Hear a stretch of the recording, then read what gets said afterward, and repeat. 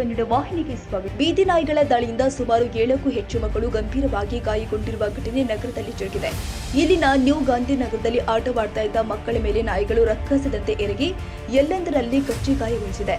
4 ವರ್ಷದ ಮೊಹಮ್ಮದ್ ಖಾಯಿಫ್ ಹೈಜಲ್ ಗಂಭೀರ ಗಾಯಗೊಂಡಿರುವ ಹಿನ್ನೆಲೆ ಚಿಕಿತ್ಸೆಗಾಗಿ ಜಿಲ್ಲಾಸ್ಪತ್ರೆಗೆ ದಾಖಲಿಸಲಾಗಿದೆ.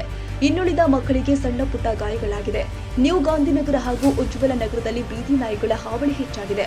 1.5 ತಿಂಗಳ ಹಿಂದೆಯೂ ಕೂಡ 10ಕ್ಕೂ ಅಧಿಕ ಜನರ ಮೇಲೆ ನಾಯಿ ದಾಳಿ ನಡೆಸಿದ್ವು. ಹೆಚ್ಚಾಗಿ ಈ ಪ್ರದೇಶದಲ್ಲಿ ಗುಂಪಾಗಿ ಏಕಕಾಲಕ್ಕೆ ನಾಯಿಗಳು ದಾಳಿ ಮಾಡುತ್ತಿರುವುದರಿಂದ ಜನ ಭಯಭೀತರಾಗಿದ್ದಾರೆ. ಇದರಿಂದಾಗಿ ಮಹಾನಗರ ಪಾಲಿಕೆ ಅಧಿಕಾರಿಗಳಿಗೆ ಬೀದಿ ನಾಯಿ ಹಿಡಿಯುವಂತೆ ಮನವಿ ಸಲ್ಲಿಸಿದ್ರು. ಕ್ರಮ ಕೈಗೊಳ್ಳದ ಹಿನ್ನೆಲೆ ಸ್ಥಳೀಯರು ತೀವ್ರ ಆಕ್ರೋಶ ವ್ಯಕ್ತಪಡಿಸಿದ್ದಾರೆ.